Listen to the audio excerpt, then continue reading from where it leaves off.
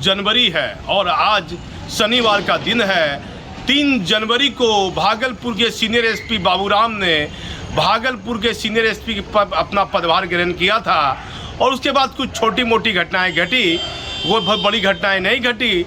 लेकिन आज अभीपुर इलाके में, अभीपुर थाना क्षेत्र एक पड़ता है, वहाँ 2 बच्चे जख्मी हुए हैं। पुलिस सूत्र बताते हैं कि बच्चे के हाथ में एक बोतल था और परिवार के लोग भी बोलते हैं, कुछ पारिवारिक लोग भी बोलते हैं, इलाके के भी लोग कुछ बोल रहे हैं कि बोतल था और वह बच्चा अपनी माँ से खाना मांग रहा था, कह रहा था मैं फेंक दूंगा। दौरान उसने बोतल को फेंक दिया और बताया जाता है कि बोतल उसके हाथ में विस्फोट हो गई।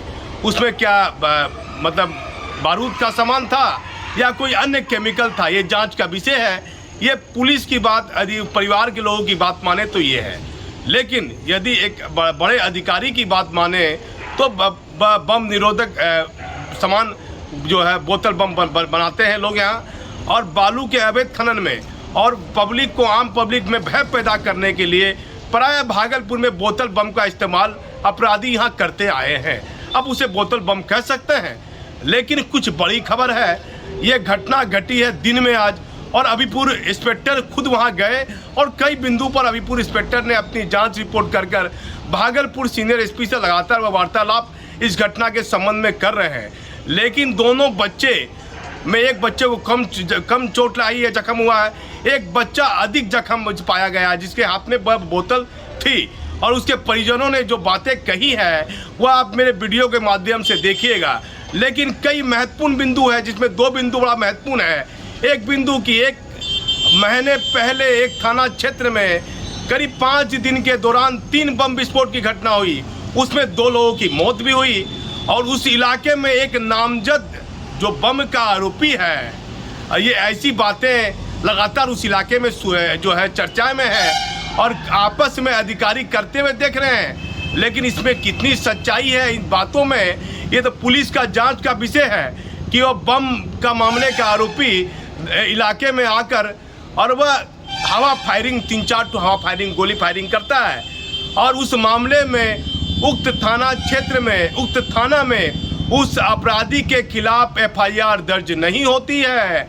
इस संबंध में मैंने कई बड़े पुलिस अधिकारी से बात किया और उस थाने के क्षेत्र में जो मेरे अपने परिचित लोग हैं, मैंने उनसे ही बात किया। उन्होंने कहा कि फायरिंग की बात सामने आई थी, जिस आदमी का नाम आ रहा है वह बम के मामले में पहले से आरोपी है। अब भागलपुर सीनियर एसपी बाबूराम को आए अधिक दिन नहीं हुआ है। 3 जनवरी को उन्होंने पदभार ग्रहण किया है, तो आज 22 जनवरी हो रहा है।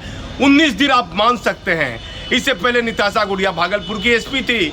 भागलपुर में कूड़ा मतलब कूड़े के ढेर में कितना बम विस्फोट की घटना 5 साल के दौरान हुई है।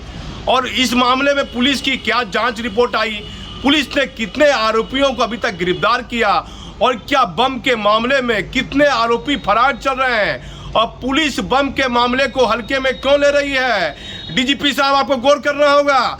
SK सिंघल को लंबा अनुभव है पुलिस विभाग में, और चूंकि ये मामला पुलिस विभाग से जुड़ता है, पुलिस के आला अधिकारी की महत्वपूर्ण जिम्मेदारियां बढ़ जाती है। और बम के मामले को अति संवेदनशील जिला भागलपुर और मुंगेर माना जाता है।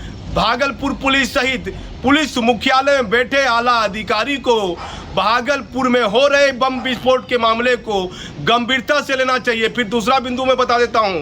पहला बिंदु बताया मैंने हवा फायरिंग वाला, और पुलिस मुख्यालय में बैठे आला अधिकारी इस खबर पर ध्यान दें कि दूसरा मेन अहम बिंदु है कि बंगाल पुलिस ने 2 आरोपी को पकड़ कर लाया था, जिसके पास से भारी मात्रा में बारूद बरामद हुई थी। बताया जाता है पुलिस के एक वरीय अधिकारी ने कहा, नाम नहीं बताने के शर्त में पुलिस के एक बड़े अधिकारी ने बताया कि वे दोनों व्यक्ति को जो बंगाल पुलिस ने पकड़ कर लाया, उसमें एक अपराधी ने बताया उसमें से कि ये बारूद हम लोग भागलपुर में जो एक पटाखे का लाइसेंस एक दुकानदार लिया हुआ है, ये बारूद हम लोग उससे लेते हैं। पुलिस इस मामले पर अपनी जांच कर रही है, लेकिन पुलिस मुख्यालय को गौर करना होगा। बम वाली घटना को लेकर पूर्व एसपी के निर्देश पर इस मामले पर मेरे ऊपर कई बार स्टेशन डायरी हुई है एक थाना क्षेत्र में, लेकिन पत्रकार का काम है सच को उजागर करना। ये खबर मैं बना रहा हूँ, कई लोगों को तकलीफ लगेगी, लेकिन बम की घटना को हल्के में पुलिस विभाग को नहीं लेना चाहिए। क्योंकि जिस तरह से भागलपुर में लगातार बम विस्फोट की घटना हो रही है और नए एसपी ज्वाइन किए हैं, आन फान में थानेदार किसी चोरी की घटना में इन्वॉल्व व्यक्ति को भी बम के मामले में जेल भेज दिया। कुछ लोग बताते हैं कि उस पर पहले से बम का मामला नहीं था, वह चोरी के मामले में जेल गया था। इलाके के भी कई लोग बता रहे हैं कि वह चोरी के मामले में जेल गया था। मैं उस थाना क्षेत्र का नाम लेना नहीं चाहता हूं, लेकिन वह प्रेस वार्ता सीनियर एसपी बाबूराम ने नहीं की थी, वह दूसरे अधिकारी ने की थी। और एक अधिकारी जो बम निरोधक दस्ता टीम है जमालपुर बीएमपी 9 से आती है, और जब एक थाना क्षेत्र में बम विस्फोट की घटना बम निरोधक दस्ता की टीम जमालपुर से आती है, डीजीपी साहब इस बिंदु पर गौर कीजिएगा। और भागलपुर के एक सीनियर अधिकारी के कहने पर बम निरोधक दस्ता को 3 दिन तक पूरा जांच भी कराया गया कि भागलपुर में बम निरोधक दस्ता टीम को कुछ महीने के लिए रखकर कि जहां जहां इलाके में कूड़ा है और कूड़े में लगातार बम अपराधी बचने के लिए फेंक देते हैं, या बालू के अवैध खनन के धंधे में भय का माहौल पैदा करने के लिए, माहौल बिगाड़ने के लिए उसे कूड़ा में छिपा देते हैं। तो बम स्क्वाड टीम है वह जांच करे जहां जहां कूड़ा है, कूड़ा फेंका हुआ है जो है उसे जांच करे कि आखिर कहां कहां बड़ा कूड़ा है और किन किस थाना क्षेत्र में है। एक ही थाना क्षेत्र सहित में बम का मामला नहीं रुका हुआ है, ये धीरे धीरे पूरे भागलपुर के शहरी और ग्रामीण क्षेत्र में बम का मामला फैलता जा रहा है। सवाल उठता है, इस पर सीनियर एसपी भी ध्यान दे सकते हैं, भागलपुर के डीआईजी भी ध्यान दे सकते हैं कि आखिर शहरी क्षेत्र में पूरे बीच बाजार में, बीच इलाके में बम कहां से आ रहा है, और बम आ रहा है तो बारूद कहां से आ रहा है, और अपराधी बम कहां से ला रहे हैं। अब बम ला रहे हैं तो बम निरोधक दस्ता की टीम का इस्तेमाल सही तरीके से भागलपुर के पुलिस अधिकारी क्यों नहीं कर पा रहे हैं। देखिए एक बात बताना और जरूरी है खबर के माध्यम से कि भागलपुर के एक सीनियर पुलिस अधिकारी लगातार अस्वस्थ चल रहे हैं। उनका नाम लेना ठीक नहीं है क्योंकि अस्वस्थ कोई भी हो सकता है, लेकिन वह अपनी नज़र आपराधिक घटनाओं पर अपनी नज़र जमाए रखते हैं। लेकिन बताया जाता है, कई अधिकारी ने बताया, नाम लेना उचित नहीं है, कि वह अस्वस्थ चल रहे हैं। बाबूराम के पास कई बड़ी चुनौतियां हैं। जो पहले सीनियर एसपी निताशा गुड़िया की कार्यशैली थी उस पर बार बार किसी भी तरह का प्रश्न चिन्ह खड़ा करना उचित नहीं है। पुलिस को अपनी कार्यशैली में सुधार लाना चाहिए और नए एसपी के साथ जिस तरह एसपी अपनी मेहनत कर रहे हैं, रात में निकल रहे हैं और उनकी मेहनत दिख रही है, तो उनको एसपी के साथ उनको अपने कदम में कदम मिलाकर अपने सीनियर अधिकारी के साथ विधि व्यवस्था की स्थिति को संभालना चाहिए। लेकिन बताया जाता है कि कुछ थानेदार या पुलिस के कुछ लोग कोई न कहीं गुटबाजी में भी सामने आ जाते हैं। कुछ लोग जो पहले सीनियर एसपी के समय में महत्वपूर्ण थाना में जिनकी पोस्टिंग है वह कहीं ना कहीं पूर्व एसपी से प्रभावित रहते हैं और भागलपुर की सारी घटना की जानकारी वर्तमान एसपी बाबूराम को तो नहीं दे रहे हैं, लेकिन इससे पूर्व एसपी को तो जरूर दे रहे हैं। ये बातें भी विभाग में काफ़ी सुर्खियों में है कि जो घटना आपके इलाके में हुई है, आप वर्तमान एसपी को जानकारी दीजिए कि बाबूराम साहब आए हैं, उनको दीजिए, डीआईजी को दीजिए, तो आप पूर्व एसपी को इस घटना की जानकारी क्यों दे रहे हैं? इसका कोई औचित्य नहीं है।